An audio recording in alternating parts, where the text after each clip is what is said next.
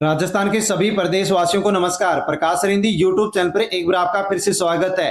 दोस्तों, यदि आप राजस्थान के रहने वाले हैं और राजस्थान में पंचायत चुनाव यानी कि सरपंच के चुनाव कब होंगे, निकाय के चुनाव कब होंगे और साथियों आचार संहिता कब लागू होगी, इसको लेकर के यदि इंतजार कर रहे हैं तो साथियों ये वीडियो आपके लिए बहुत ही खास होने वाला है।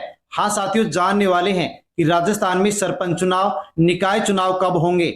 दोस्तों, यदि आप राजस्थान के वोटर हैं, किसी पद पर चुनाव लड़ने के लिए इच्छुक हैं, उम्मीदवार हैं, तो साथियों जान लीजिए कि दोस्तों राजस्थान चुनाव आयोग की ओर से नई गाइडलाइन जारी कर दी गई है। हाँ साथियों, नए नियम लागू कर दिए गए हैं। साथियों, संतान संबंधी नियम, आरक्षण संबंधी जो नियम है और चुनाव लड़ने के लिए साथियों यहाँ पर नई गाइडलाइन जारी कर दी गई है। साथ में दोस्तों राजस्थान सरकार के मंत्रिमंडल के द्वारा भी दोस्तों एक बड़ा फैसला ले लिया गया है।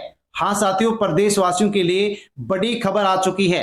निकाय और पंचायत चुनाव से जुड़ी प्रदेशवासियों के लिए बड़ी खबर आ गई है। साथियों, राजस्थान में अब अलग अलग नहीं होंगे पंचायत और निकाय के चुनाव। हाँ साथियों, वन स्टेट वन इलेक्शन की जो प्रणाली है वो साथियों राजस्थान में लागू कर दी गई है। कैबिनेट के द्वारा बड़ा फैसला ले लिया गया है।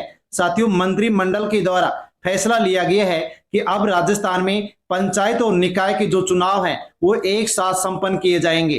15 अगस्त से 15 नवंबर के बीच राजस्थान में पंचायत और निकाय चुनाव संपन्न किए जाएंगे। और साथियों आचार संहिता को लेकर के भी बड़ी अपडेट आ गई है। हाँ साथियों, जान लीजिए कि 15 अगस्त के बाद राजस्थान पंचायत चुनाव की उल्टी गिनती शुरू। दोस्तों, बड़ी अपडेट, बड़ी खबर आपके लिए आ चुकी है।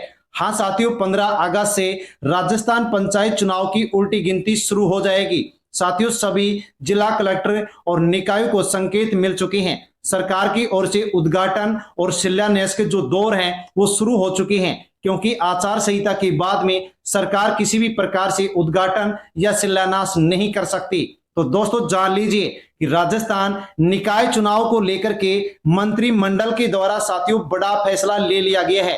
राज्य निर्वाचन आयोग के द्वारा भी नई गाइडलाइन जारी कर दी गई है। साथियों, अब चुनाव लड़ने के लिए प्रचार वाहनों पर सख्ती होगी। चुनावी खर्च सीमा तय कर दी गई है। रैली और काफिलों पर साथियों प्रतिबंध लगा दिया गया है। हाँ दोस्तों, कौन कौन सी यहाँ पर नए नियम लागू किए गए हैं, नई गाइडलाइन आपके लिए जानना बेहद जरूरी है। तो साथियों बिना किसी देरी के हम जानने वाले हैं। प्रदेशवासियों के लिए बड़ी खबर आ गई है। साथियों, राजस्थान पंचायत निकाय चुनाव 2026 को लेकर के साथियों बड़ी खबर, 17 अगस्त से आचार संहिता लागू। हाँ दोस्तों, बड़ी अपडेट निकल करके आ चुकी है कि राजस्थान में पंचायत और निकाय चुनाव को लेकर के 17 अगस्त से आचार संहिता लागू होगी। दोस्तों, बड़ी अपडेट। और साथियों आज ही मंत्रिमंडल यानी कि कैबिनेट बैठक में बड़ा फैसला ले लिया गया है। राजस्थान में पंचायत और निकाय के चुनाव एक साथ संपन्न होंगे। हाँ साथियों, वन इलेक्शन, साथियों वन स्टेट वन इलेक्शन की साथियों जो प्रणाली है वो राजस्थान में लागू कर दी गई है। और साथियों राजस्थान देश का पहला राज्य बन चुका है। हाँ साथियों, यहाँ पर राजस्थान देश का ऐसा पहला राज्य बन चुका है जहां पर साथियों पंचायत और निकाय के चुनाव एक साथ संपन्न होंगे। साथियों, चुनाव आयोग की ओर से भी नई गाइडलाइन जारी कर दी गई है। 5 नए नियम लागू कर दिए गए हैं। साथियों जान लीजिए, बड़ी अपडेट, बड़ी खबर राजस्थान के निवासियों के लिए निकल करके आ चुकी है। साथियों, यदि जानना चाहते हैं तो वीडियो को एंड तक जरूर देखें और पूरी जानकारी लें। और जानकारी लेने से पहले प्रकाश सरिंदी यूट्यूब चैनल पर पहली बार आए हैं तो चैनल से जुड़ जाएं, सब्सक्राइब कर लें। अन्य दोस्तों तक भी वीडियो को टेलीग्राम, व्हाट्सएप, फेसबुक के माध्यम से सेंड अवश्य कर दे। और जानकारी अच्छी लगे तो साथियों लाइक अवश्य करें। Rajasthan one state one election को कैबिनेट की मंजूरी, एक साथ होंगे पंचायत और शहरी निकाय के चुनाव। Rajasthan cabinet decision. CM Bhajanlal Sharma की अध्यक्षता में हुई राजस्थान कैबिनेट की बैठक में वन स्टेट वन इलेक्शन पर मोहर लग गई है। हाँ साथियों, अब राजस्थान में पंचायत और शहरी निकाय चुनाव एक साथ संपन्न होंगे। कैबिनेट की बड़ी मंजूरी, ऐसा करने वाला राजस्थान देश में पहला राज्य बन गया है। पहली बार साथियों देश में ऐसा हो रहा है कि वन स्टेट वन इलेक्शन में पंचायत निकाय चुनाव एक साथ संपन्न होंगे। हाँ साथियों, बड़ी अपडेट प्रदेशवासियों के लिए आ चुकी है, जिसके बारे में जानना आपके लिए बेहद जरूरी है। ओबीसी और महिला आरक्षण को लेकर के भी साथियों यहां पर स्थिति पूरी तरह से साफ हो चुकी है। साथियों, बैठक में स्थानीय चुनावों में आरक्षण की तस्वीर भी साफ कर दी गई है। कैबिनेट ने ओबीसी आयोग की रिपोर्ट को मंजूरी दे दी है और इस रिपोर्ट के आधार पर ही आरक्षण तय कर राज्य निर्वाचन आयोग को सिफारिश भेजी जाएगी। और साथियों, इसके साथ ही महिलाओं के सशक्तिकरण को ध्यान में रखते हुए साथियों नगर निकायों में महिलाओं को 33% आरक्षण दिया जाएगा।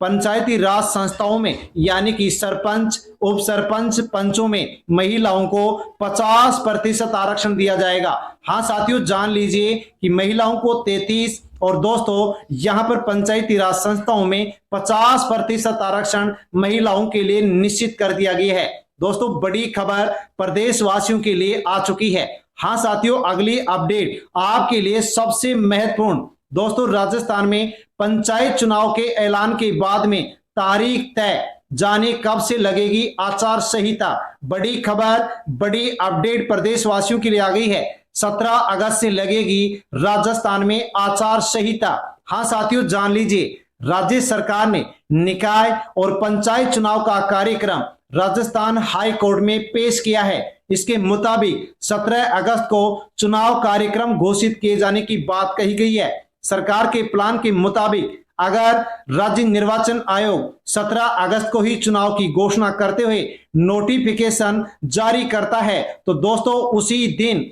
यानी कि 17 अगस्त को आचार संहिता लागू हो जाएगी और 20 सितंबर तक निकाय चुनाव की जो प्रक्रिया है वो साथियों राजस्थान में संपन्न कर ली जाएगी। हाँ साथियों, प्रदेशवासियों को बहुत लंबे समय से इंतजार था, जो कि साथियों यहां पर समाप्त होने जा रहा है। बड़ी अपडेट साथियों, राज्य निर्वाचन आयोग की ओर से साथियों कई प्रेस नोट जारी कर दिए गए हैं, जिनके बारे में आपको जानना बेहद जरूरी है। नई गाइडलाइन जारी कर दी गई है। साथियों, जान लीजिए कि पंचायती राज संस्थाओं के निर्वाचन हेतु संतान संबंधी प्रावधानों को हटा दिया गया है। हाँ दोस्तों, बड़ी खबर राजस्थान प्रदेश वासियों के लिए आ गई है कि साथियों अब राजस्थान के पंचायती राज चुनावों में यानी कि सरपंच के चुनाव में यदि किसी महिला पुरुष के 2 बच्चों से अधिक बच्चे हैं तो वो भी चुनाव लड़ सकते हैं, क्योंकि दोस्तों संतान संबंधी जो प्रावधान है उसको पूरी तरह से हटा दिया गया है। साथियों, चुनाव आयोग का यहां पर आप ये प्रेस नोट देख सकते हैं। साथ में दोस्तों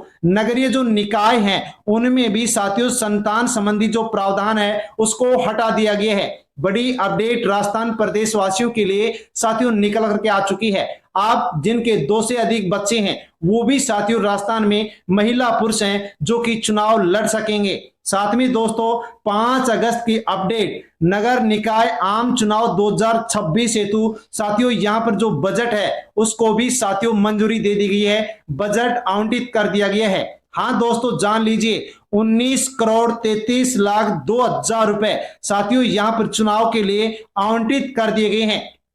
यानी कि दोस्तों अब राजस्थान में चुनाव संपन्न होने जा रहे हैं। बड़ी अपडेट साथियों आपके लिए आ चुकी है। साथियों 8 अगस्त 2026 का प्रेस नोट राज्य निर्वाचन आयोग राजस्थान के द्वारा साथियों जारी कर दिया गया है। नगरीय निकायों में आरक्षित मशीनों को तैयार करने संबंधी निर्देश जारी कर दिए गए हैं, यानी कि मशीन यहां पर तैयार की जा रही है, यानी कि साथियों आप चुनाव संपन्न होने जा रहे हैं। अगला प्रेस नोट 8 अगस्त 2026 को साथियों यहां पर जो भी ईवीएम मशीनों के माध्यम से मतदान दल होंगे साथियों उनके लिए भी महत्वपूर्ण जो दिशा निर्देश हैं वो जारी कर दिए गए हैं। यानी कि साथियों अब यहां पर जो निर्वाचन जो दल है उनके लिए साथियों दिशा निर्देश जारी किए गए हैं। इसके अलावा साथियों 6 अगस्त 2026 को एक और अधिसूचना राज्य निर्वाचन आयोग राजस्थान की ओर से साथियों जारी कर दी गई है। हाँ दोस्तों, नए नियम यहां पर लागू किए गए हैं, कौन कौन से प्रतिबंध लगाए गए हैं साथियों पूरी जानकारी आप यहां पर ले सकते हैं। दोस्तों यहां पर आप ले सकते हैं, जान सकते हैं कि साथियों चुनाव में यहां पर वाहनों के ऊपर प्रतिबंध लगा दिया गया है। किसी भी प्रकार से कोई भी प्रत्याशी अब साथियों चुनाव में बस, ट्रक, मिनी बस, मेटाडोर, पशु चालित किसी भी प्रकार का वाहन तांगा, ऊंट गाड़ी और साथियों बैलगाड़ी का उपयोग नहीं कर सकेगा। नगर निगम पार्षद केवल 3 वाहनों का उपयोग कर सकता है। नगर परिषद पार्षद केवल 2 वाहनों का और नगर पालिका सदस्य केवल 1 वाहन का साथियों उपयोग कर सकता है। इससे अधिक यदि उपयोग करना है तो साथियों रिटर्निंग जो अधिकारी होंगे उनसे अनुमति लेनी होगी। साथ में दोस्तों और बड़ी अपडेट, नया नियम लागू कर दिया गया है। साथियों कहा गया है कि यदि आपको अधिक वाहन की आवश्यकता है तो उसके लिए रिटर्निंग जो अधिकारी हैं उनके पास आपको 24 घंटे पहले सूचना देनी होगी, वरना आपके ऊपर कानूनी कार्रवाई की जाएगी। हाँ साथियों जान लीजिए। इसके अलावा साथियों यहाँ पर लाउड स्पीकर को लेकर के भी प्रतिबंध लगा दिया गया है। हाँ दोस्तों देख लीजिए, लाउड स्पीकर के लिए प्रतिबंध लगा दिया गया है। मतदान समाप्ति के लिए निर्धारित समय से पूर्व की 48 घंटों की अवधि और साथ में हॉस्पिटल, स्कूल, धार्मिक स्थल के 100 मीटर की परिधि में लाउड स्पीकरों के उपयोग पर साथियों पूरी तरह से प्रतिबंध लगा दिया गया है। इसके अलावा दोस्तों कट आउटों, होर्डिंग, पोस्टर जो बैनर हैं साथियों उनके प्रदर्शन को भी निषेध कर दिया गया है। हाँ साथियों यहाँ पर जो कट आउटों हैं, होर्डिंग्स, पोस्टर जो बैनर हैं उनके ऊपर भी साथियों यहाँ पर प्रतिबंध लगा दिया गया है। बड़ी अपडेट। साथ में दोस्तों चुनाव खर्च को लेकर के भी सरकार की ओर से नहीं बल्कि दोस्तों चुनाव आयोग की ओर से गाइडलाइन जारी कर दी गई है।